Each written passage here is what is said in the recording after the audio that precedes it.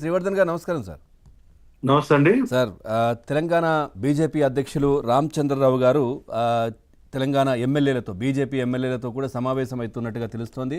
So రేపు అనుసరించాల్సిన వ్యూహం ఏ విధంగా ముందుకెళ్ళాలి అసెంబ్లీలో అనేది. సో ఏంటి సార్, ఎట్లా ఉండబోతోంది వ్యూహం? మీరు కూడా కాళేశ్వరం దానికి సంబంధించి చర్చకు పట్టుబట్టే అవకాశం ఉందా, లేదంటే ఏంటి, ఎట్లా జరగబోతోంది? సో ప్యానెల్ నుండి మిత్రులకు, మన ఏబిఎన్ ప్రేక్షకులందరూ కూడా నమస్కారం. ఇప్పుడు కాళేశ్వరం ప్రాజెక్ట్ లో జరిగినట్టు అవినీతి మీద ఎన్నికల ముందు నుంచి కూడా చాలా చర్చ జరిగింది.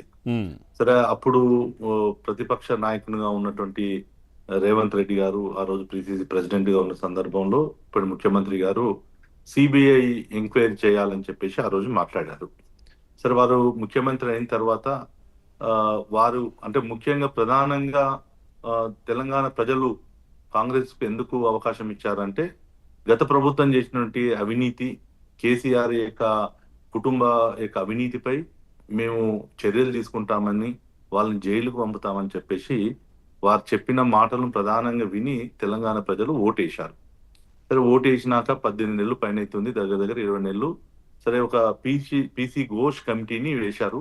సో ఈ పీసీ ఘోష్ కమిటీ ఏదైతే మరి దీనికి సంబంధించినటువంటి విచారణ చేపట్టింది, అందరితోటి దానికి సంబంధించినటువంటి వాగ్మూలాలను తీసుకున్నది, రికార్డ్ చేసింది. సో ముఖ్యమంత్రి గారు రేపు దీని మీద చర్చ చేస్తానని అంటున్నారు. ఎస్, దీని మీద చర్చ జరపాలి. దాని తర్వాత ఇది కేవలం చర్చతోటే వదలకుండా మరి దానికి నిజంగా కూడా బాధ్యులు ఎవరైతే ఉన్నారో, ఈ రోజు వాళ్ళు ఏదైతే ఆరోపణ చేశారో ఏది కాంగ్రెస్ పార్టీ, మరి ఆ ఆరోపణలకు అన్నిటికీ కూడా తదుపరి చర్యలు తీసుకోవాల్సిన అవసరం ఉంది. అంటే మీరు పట్టుబట్టేది కూడా అసెంబ్లీలో ఇదేనా? దీని గురించి అయినా మాట్లాడాలని చెప్పేది, అంటే ఇంకేమైనా సమస్యలు ఉన్నాయా ఏంటి? మీ వ్యూహం ఏంటి అసలు బీజేపీ పార్టీది? నేనేమంటున్నానంటే, బీజేపీ అనేక సమస్యలు ఉన్నాయి. సో దీంట్లో ప్రధానమైనటువంటి సమస్య కూడా కాళేశ్వరం ప్రాజెక్టు. ఎందుకంటే 1,00,000 కోట్ల రూపాయలు తెలంగాణ ప్రజల యొక్క సొమ్మును ఈ రోజు అరవింద్ గారు చెప్పారు కదా, కన్స్ట్రక్షన్ నిర్మాణమే, దాని నిర్మాణమే 1,00,000 కోట్లు, 99 పైచిలకు కోట్లు అయితే మీరు 1,00,000 కోట్ల అవినీతి ఎట్లా జరిగిందని చెప్తున్నారని చెప్పే కదా వాళ్ళు. అదే అంటున్నాను సార్, నేను 1,00,000 కోట్ల అవినీతి అనేదా, ఎన్ని కోట్ల అవినీతి అనే దాని గురించి అంటే నేను ఏమంటున్నా, 1,00,000 కోట్ల బడ్జెట్ను, తెలంగాణ ప్రజల యొక్క సొమ్మును, ఈ రోజు గోదావరి నీళ్లను హైయెస్ట్ గా 240 టీఎంసీల నీటిని తోడి మరి ఈ యొక్క తెలంగాణ సస్యశ్యామలం చేస్తున్నటువంటి ప్రాజెక్టు కాళేశ్వరం ప్రాజెక్టు. కానీ కట్టినటువంటి కాళేశ్వరం ప్రాజెక్టులో కట్టిన మరి సంవత్సరానికే ఇవాళ కూలిపోయినటువంటి పరిస్థితి.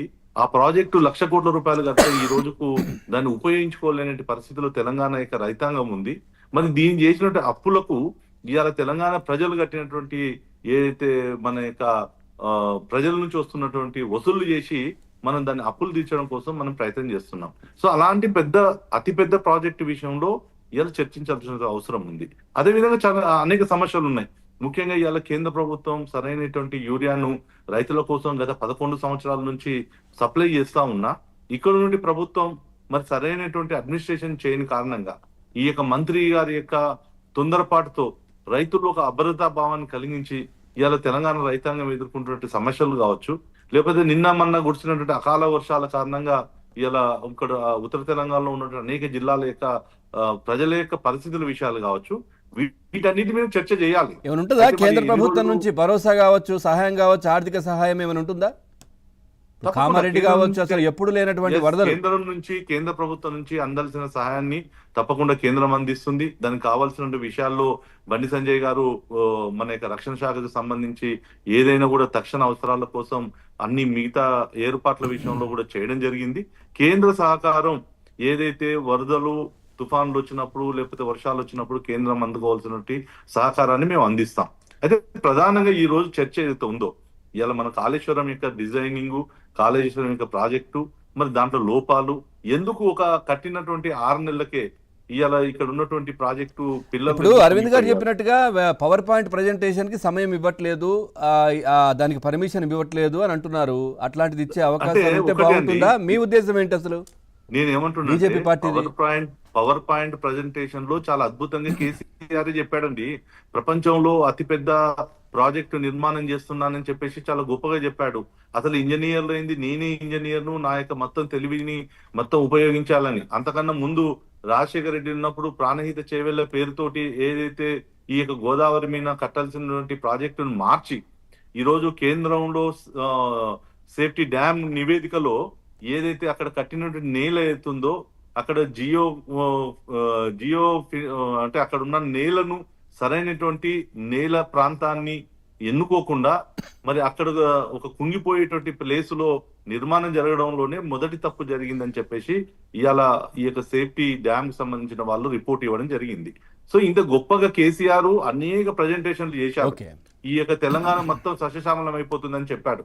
సో మరి కట్టినటువంటి ఇమ్మీడియట్లీ కట్టినటువంటి నువ్వు ఇప్పటి వరకు 1,40,000 కోట్లు ఉన్నటువంటి ప్రాజెక్టును రీడిజైన్లతోటి 1,20,000 కోట్లకు అంచనానికి పెంచి సరే ఇవాళ 90,000 కోట్ల 1,00,000 కోట్లు ఖర్చు పెట్టారో మొత్తం పూర్తి కావాలంటే ఇంకా 40,000 కోట్లు కావాలని Right, చెప్పి sir. ఇవాళ Right. ఇంజనీర్లు చెప్తున్నట్టు పరిస్థితి. Right, right. అంటే మనం ఏమంటున్నాం అంటే ఇవాళ ప్రభుత్వాన్ని మేము ఒకటే అంటున్నాం, చర్చ పెట్టి కేవలం మేము ఏదో చర్యలు తీసుకున్నాము అని అనిపించి మళ్ళీ బీఆర్ఎస్ మీద తప్పించుకోవడం కోసం కాకుండా ముఖ్యమంత్రి గారు గతంలో ఏదైతే సిబిఐ ఎంక్వైరీ కోరారో అదే విధంగా సిబిఐ ఎంక్వైరీని చేసి దీంట్లో ఎవరైతే ఉన్నారో, ఎందుకంటే మనం నిన్న మొన్న ఐటీ రైడ్లు చేస్తే అనేక మంది ఇంజనీర్లతోటి 100 కోట్లు 1,000 కోట్ల రూపాయలు బయట పడతా ఉన్నాయి.